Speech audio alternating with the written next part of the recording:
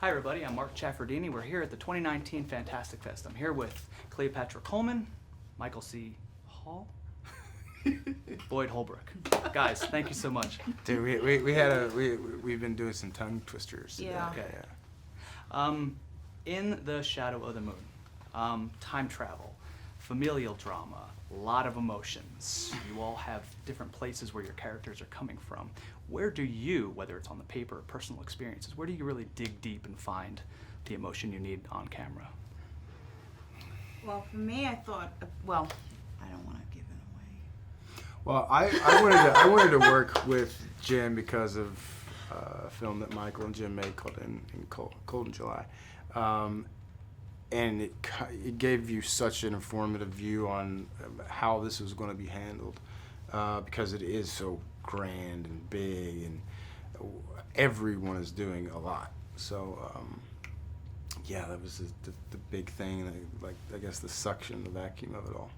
Yeah, there's a lot to this film and a lot for us to delve into as actors, which was really satisfying, and the personal relationships were so well written. So I found that really satisfying, and mixing that with the genre elements and the fighting and I really loved the process of making it with these guys. It was good. Yeah. I think there was something about that just locked into the idea of this guy being married to my little sister and feeling almost obliged to give him a hard time and to continue to protect her. I mean, that was like but it's an imaginative leap. I mean, there are things you draw on from your life, but in this world, you know, one that's so rich, there's so much you can just give over to and act as if it's real, you know? Sure, sure.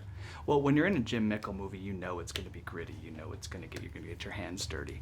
I feel bad for you. 4 decades, whole lot of hair. But can we talk about that? Talk about a spoiler right there. Yeah. It's your mustache when you're a detective. Is getting a mustache when you're promoted to detective, is that a rite of passage? Legally, yeah. Okay, okay. Yeah, I think it's coherent with era. You know, '88. I guess that was a big fashion trend at the time. But also, it's, you know, there's a lot to differentiate from how we're moving through these decades, to show sort of the process of all of how we're aging and how it was handled. Mm-hmm. Well, being that it's a time travel movie, how easy was it to wrap your head around the concept? Because when the directors talked, or the writers talked about it in the Q&A, they're very passionate about their work. Like I said, you're spanning almost 50 years worth of time. How do you wrap your head around the idea for time travel in this? I think in my case, you know, I was completely skeptical about all of it, so I didn't have to. You know? Fair. Got out. I think I mean, the same for mine in a way. I mean, the way Jim handles this is pretty sophisticated too.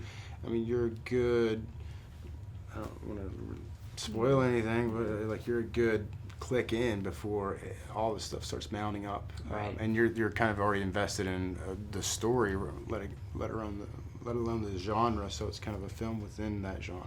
Mm-hmm. Yeah, and for me, I just had to really keep track of where I was at emotionally and be really specific about that, and also subtle, because it's the type of movie you can watch and then rewatch, and I wanted people to, when they rewatched it, see things, see those clues, but not necessarily flag it too early on the first time they watched it. So I was trying to find that balance with Jim and with these guys. Were you guys to travel back in time, maybe not to change anything, what would you like to do for fun? Would you like to drive a car from the 60s? Would you like to meet an actress? What would you want to time travel for if you could? I'd want to talk to my younger self, or like, I don't know, hang out with her. Gosh, things would be a lot different, huh? Maybe. Yeah. Certainly wouldn't be here. No, I'm just kidding. No, I probably would be. Or like I would love to like hang out with my mom when she was like cool, nice. like going to all the disco clubs and stuff. Yeah. My parents went to the same high school. It would be fun to go back and just sort Great. of watch them talking in the halls. Yeah. Yeah. Awesome. I have to commend you on a very, very sharp outfit. Thank you. Was it tough wearing one outfit through the entire movie? No, it was great. Okay. I had the easiest time. As a woman, as an actress, you know, oftentimes you're called way earlier than everyone else, but on this movie it was quite the opposite because they had all the prosthetics. I had a shaved head and like no makeup, so it was really easy. And the costume, Michelle Light, who designed it, did a really, really great job. There's a few different versions. There's a wet look, so I didn't have to actually be soaked, Oh, nice. where they made the fabric wet.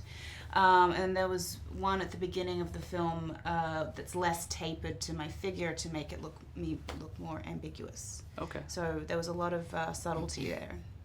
Yeah, it was really comfortable. Nice. Felt bad for you being in that water bubble. Was that done with Yeah. a lot of CGI, or was it The just... water was not there, Okay. but the bubble was small and I was really cramped. Yeah, I was surprised. Wow, I don't remember that, but they did a really good job with that. Yeah. Michael, there's a scene in the movie where your sister and your wife dies, and it's done without dialogue. It's just music. How do you prepare for that, or how do you take direction knowing that you may not actually have dialogue that's audible? I mean, Yeah.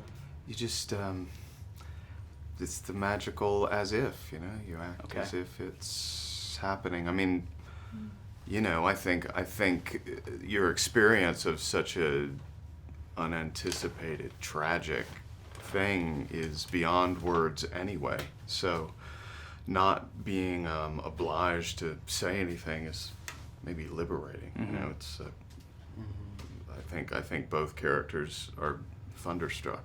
They can't speak. So It's beautiful, by the way. thanks. Well, go ahead. Yeah, and also, you know, when you get into from what Michael said, I don't think you need to say anything more. But with the technicality of filming something over hours, I think, you know, you have to learn how and when to kind of save your energy for that too, and also be surprised. It's a complex thing to kind of tightrope to dance. Yeah, it's really interesting how it all kind of is constructed as well. Thank you so much for your time. Sure thing. Thank you so much. Thanks.